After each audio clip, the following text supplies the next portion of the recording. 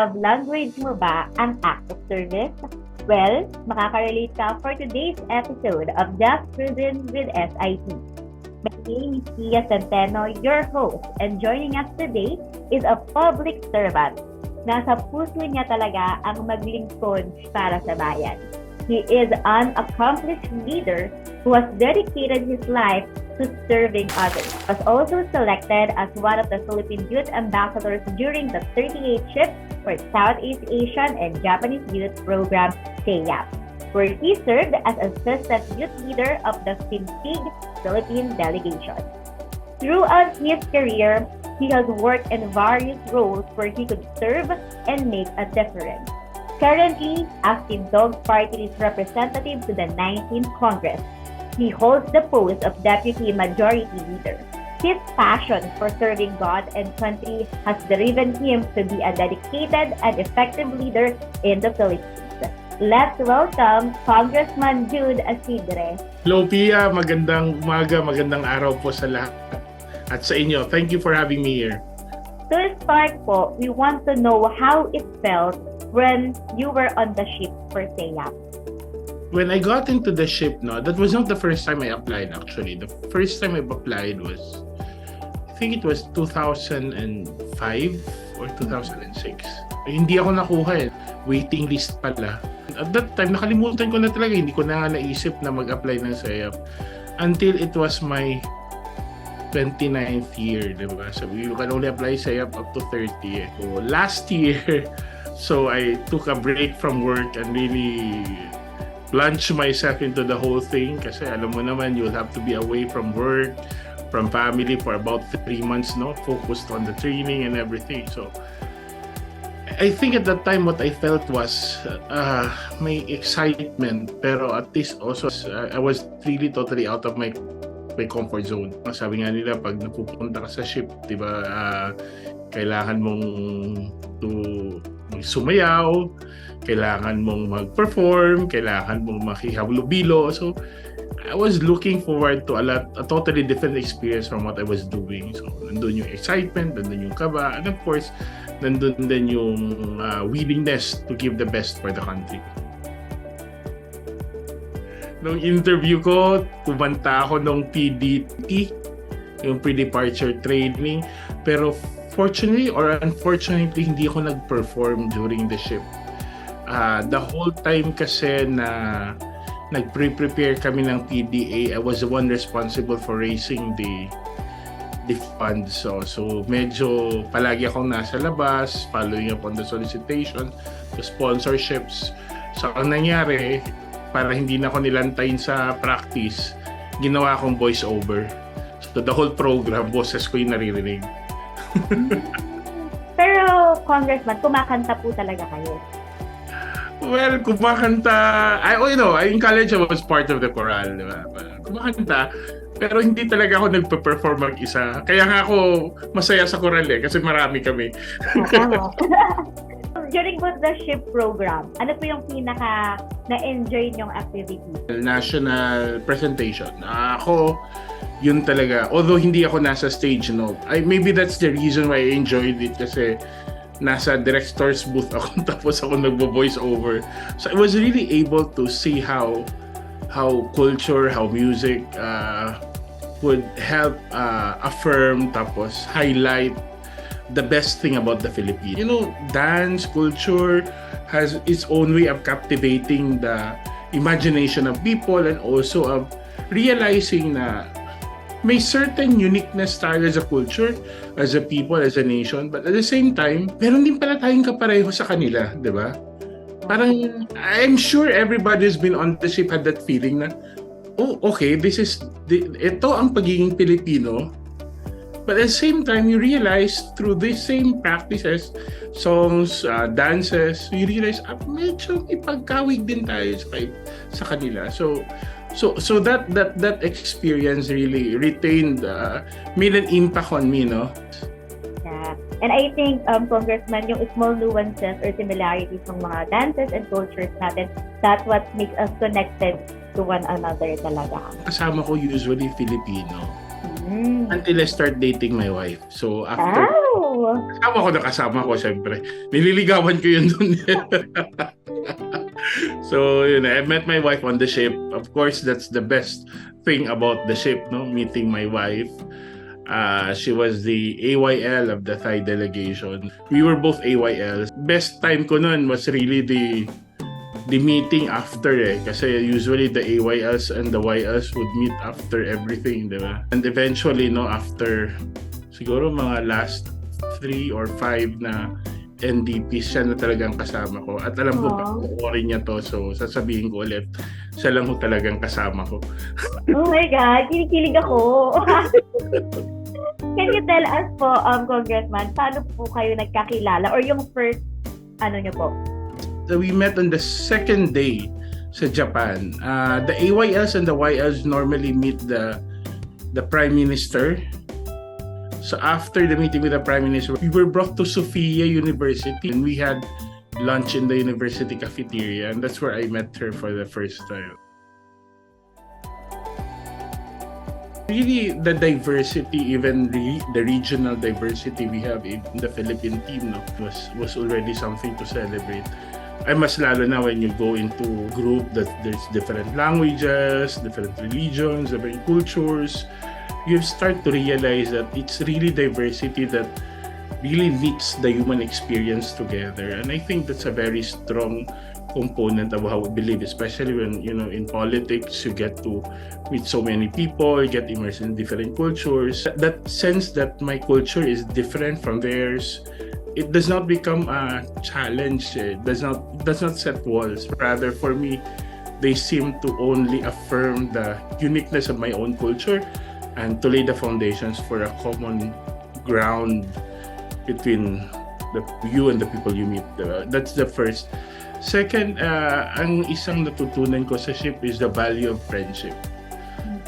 People think na ang friendship is something casual, something that, you know, pang slam book lang yan. But you see, we've maintained relationships over cultures, over time, over gone beyond boundaries. So I've seen the value of really investing in friendships. People will be there for you no matter what, kung ano mang nangyari, and that's very critical, no, especially in identifying common ground with people, and also just for valuing people for who they are and for what they can contribute to common projects and shared action. That's very critical. So in that sense, friendship does not only become abstraction, it becomes a real force, no, for good. Lastly, siguro masasabi ko na-impact yung experience ko sa ship is really, other than of course finding my wife, is also being able to have that open mind. No? Naisip ko, ito lang yung gathering na minority kaming mga Christians, di ba? If you go on a ship, most are either Muslims or Buddhists. So even what you thought to be, kasi sanay tayo na lahat ng tao nakakaharap natin Katoliko, Kristiyano, di ba? And some of the ship reminded me, hey Jude, while you talk to people, because you talk to so many people every day, there are people that you can learn something from. There are people that have something to teach you. Some people who may think differently, act differently, speak differently from you, but could help you in turn become a better person. And that's really something for me. So when I get off the ship and I went back to my political work, it changed me in many ways. People who think like me, I've started to listen to people I do not usually agree with, or their views are different than mine. Dati kasi akala mo yung barangay mo, yung syudad mo, yung region mo, yun na yun eh. Parang yun na yung mundo. But when you get into international event where you meet real people and you really immerse yourself in that experience, you realize, ay hindi pala, parang malawak pala ang mundo. Meron palang ASEAN na nasasabi, di ba? And I think the last thing that really pushed me to go back into politics was my experience with the Filipino diaspora. Alam mo, lahat ng pinuntahan siguro namin mga lugar may Pilipino. They're here to find better jobs. It would be, it's good, they're helping the economy, but you see, sometimes you realize there's much to be done to bring them home. And it's I think it's every Filipino public servant's dream. Na time will come, hindi na tayo nag-export ng labor, no? But really exporting expertise na maybe it's a long way from not having Filipino overseas workers, but siguro naman if we can provide the same opportunities for them at home, that would be better for their families and for the country as a whole. Yes, and even po sa ship, mga Filipinos din talaga yung... Oh yes, on the ship. On the ship, halos Pilipino lahat, kaya ka tayo extra alaga eh. Filipino mga crew natin sa ship. So, it's a double-edged sword kasi meeting Filipinos in the diaspora. It's a good thing, you feel proud. I remember one Singaporean PY asking me, don't you really have jobs in the Philippines? Pero everyone here, everyone outside the country. And I said like, this is a first-class ship, right? The cruise. Yes. That's why they have Filipinos, because they settle for the best. So sabi ko, Pilipinong crew ng barkong to kasi magaling, di ba? But hopefully time will come when we will also, more than the usual, we'll be able to export expertise, bring what's best about the Filipino outside our borders. Yes, wow. Damang-dama ko po yung sincerity nyo for our country and pati yung vision natin kung ano ba yung ideal para sa ating bansa. And kapag SSEAYP alumni talaga, nakatatak na ang paglilingkod sa bayan. Kaya naman, we would like to take this opportunity to say thank you po sa lahat ng alumni who attended our SSEAYP National Convention in Davao last June 9 to 12, 2023. I'd like to congratulate Ate Miel for really thinking of it and the national board ngayon ng SSEAYP. All of us are craving for that sense of connection, and this national convention is really a welcome opportunity. I'm now the second representative of Tingog Party List. One of our key advocacies is providing a regional perspective to national issues. Not just for us to get our fair share of the national wealth, of the resources, but very important for us sa region is for us to participate in the process of really setting or shaping or crafting policies and legislation. I think that's very critical na kami naman marinig. Kaya nga Tingog ang pangalan ng party list namin, Tingog, which means voice.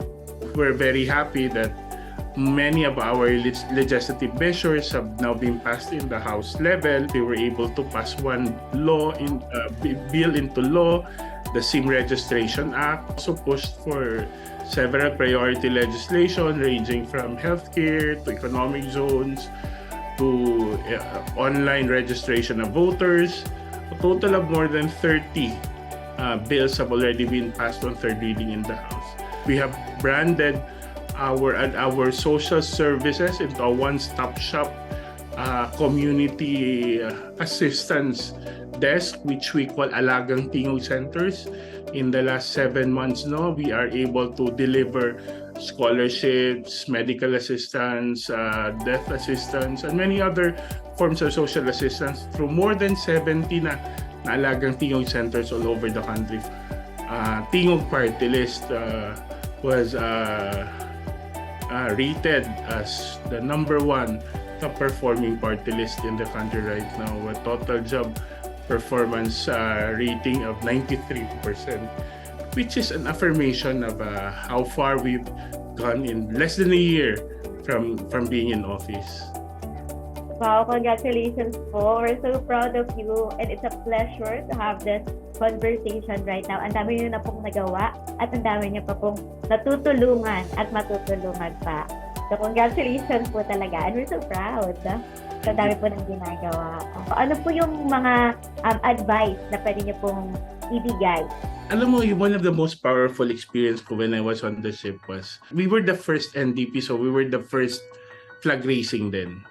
Mm-mm. Seeing your flag raised in the open sea, tapos with kayo lang na 30 plus na Filipinos, and everybody else were outside, non-Filipinos. So that left an impression on me about standing for the country, for our SSEAYP alumni. I think all of us had that unique experience being able to show our love for country in a very unique and a concrete way. Diba? Parang naipakita natin na mahal natin yung bansa natin, na ikinararangal natin maging Pilipino.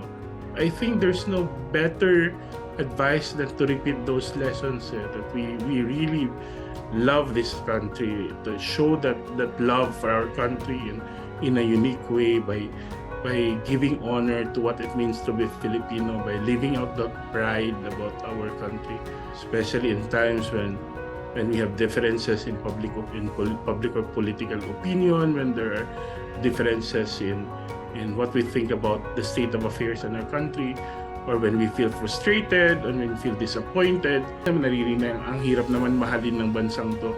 But I think that's the reason why SSEAYP is there, why the alumni is there, to remind ourselves that nothing beats the honor of being Filipino and being born into this nation. And I think it's our particular calling as SSEAYP alumni to live out in a concrete way that love for country. Very few people can ever say na at once in their life they were able to showcase what's good and the best about this nation, about us as a people. And I think it's but right that every day, in whatever we do, whether we're in politics or in our profession, or whatever form of community service, it must be a concrete expression of how we love this country. Wow, ang ganda po no. Naiiyak na nga po ako sa totoo lang. When I was in the ship then, yung first na nakita ko yung Philippine flag, parang very touching moment talaga siya. Anyway, bago pa tumulo yung luha ko, let's have a quick SSEAYP game. Alright? So, are you ready po? Yes. Okay. So, your favorite food in SSEAYP? Yung miso soup. Okay, I like that too po. Next, favorite place to hang out sa ship? Yung dun sa may piano. Dun sa may Dolphin Hall? Yes, yung may piano. Magkaiba tayo ng barko eh. Fujimaru. Madalas kami doon, yung mga Filipino, may kasama kami. Nagpe-piano siya, tapos kakanta kami. Alam mo na. Favorite country program? Vietnam. Bakit po Vietnam? Doon ako sinagot ng asawa ko eh, joke. Oh! No, this is the thing. In Vietnam, I was in a family that didn't speak English. And really, ang naramdaman ko doon na kahit hindi kami magkaintindihan, alam namin ang significance ng experience to each other. Yeah, yung love talaga, hindi lang siya na-express through words, but also through actions and other things. So, Vietnam. Name your cabin mate in the ship. Miyak. Kalimutan ko na apelyido niya, pero Miyak siya. Okay lang po yun. Myanmar, dalawa lang kami. Oh. Sa Naswerte. Fujimaru. Okay. Naswertehan lang. Pero sa Fujimaru po, 3 beds. Fujimaru, 3 beds din, no? Okay. So, hello po sa cabin mate ni Congressman. Name your international closest friend in SSEAYP. Siyempre, si Coach Acorn Katapan, mahirap na. Okay. Keep watching this, so Name your Filipino closest friend in SSEAYP. I had the wonderful experience of having a very close team. But it's really PJ Lapay from Cagayan, whom I consider my closest doon sa ship. But actually kaming lahat close kami. Magsiselos yung iba kong kabatch pag pumili ako ng isang pangalan. Opo, pero nasabi niyo na po yung PJ. Oo, si PJ and the others. Sana po makita po namin yung lahat ng kabatch ni Congressman Jude. Si Jeff kabatch ko yan. Yes! Oo nga, very active po itong batch na ito. Jeff. Si Sam, close kami ni Sam. Even after the ship, we started a company together. Consulting. Oh. Yeah, the Praxis Association. The cutest person in the ship during your program. Kutsakorn Katapan din yan. Alam mo, foster family by the way, ng wife ko sa Manila, si Ma'am Miel, si Ate Miel. So, kailangan tama ang mga sagot ko dito. Kasi I'm sure she'll ask my wife to watch this. Pinaka namimiss mo sa ship? Na ginagawa? either ginagawa, pagkain, bagay, I think the whole experience, no? The whole, lalo na walang signal doon at walang internet, no? Hindi ka nakahabol ng trabaho. It was like an island na kayo lang, di ba? There was so much to discover about each other, and I think I have never had such a focused time, a month straight na puro sayap. Akala mo nga parang pwede pang mag-extend ng isa pang buwan. Kaya pa. Biggest regret in the program? Biggest regret is parang postponing things. No? There were people that I would have wanted to meet. Sabi, sige na lang, bukas mayroon pa lang sa susunod, or may mga gagawin dapat na bukas na lang, di ba? So, one of the things yun. Okay po. Yes or no naman po yung mga next yes. question. Nasisik ka ba? Yes. Yes. Like, how do you feel po nung nasisik kayo? Like, what did you do? Nahiga ako sa sahig. Oh, as in, sobrang sisik. Kasi pag nasa higaan ka mas lalong, di ba, mas lalong sakit sa ulo. So, para hindi ka masisik, especially crossing from Japan to Manila. Yeah. That was one of the most difficult. Pero eventually, after nun, mas madali na lahat. Okay. Na-late po ba kayo sa morning exercise? Ay, hindi. Kasi AYL ako noon. Hindi. Oh, okay. Nag-escape lang ng one time. Nag-escape? Hindi lang. Yun. Hindi naman yun late. Talagang nag-absent ako. May know po yung reason ng pag-absent? Nag-date kami ng asawa ko eh. Okay Kasi po. sabi namin we never did something wrong on the ship because we were like model AYLs. Both of us were AYLs kasi. Sabi ko, okay, let's start now. I think that was the second to the last na morning exercise. Yeah, we support your love life and your relationship. Okay. Last baka question. isipin nila, Pia, wala akong ibang ginawa sa barko kundi manligaw. Pero parang Hindi totoo po. naman. Okay po. Last question, yes or no? Would you like to be back on the ship? Of course, yes. Of course, yes. Okay. So lahat po tayo, gusto po nating makabalik sa ship because of the experience and the memories. Very unforgettable and really life-changing. Especially po sa inyo na doon niyo po nahanap ang inyong soulmate at your wife ngayon. Okay, thank you so much po, Congressman, sa inyong mga Yeah, thank you for this opportunity. Yes, we learned a lot. I am actually very inspired sa mga initiatives po na ginagawa nyo, and really we are supporting your advocacies po sa pagtulong po sa mga tao as a public servant. So thank you so much po sa mga nagiging contribution nyo po sa ating bansa at lagit para sa bayan ang ginagawa. So again, thank you so much po, and we wish you all the best in your future endeavors. Thank you. Thank you po. Okay. So before we say goodbye po, pinapaalalahanan po namin ang lahat na we will feature another alumni on our next episode. Okay, so please tune in on Just Cruisin with SIP. Again, I am Pia, and please see you soon. Bye! Thank you.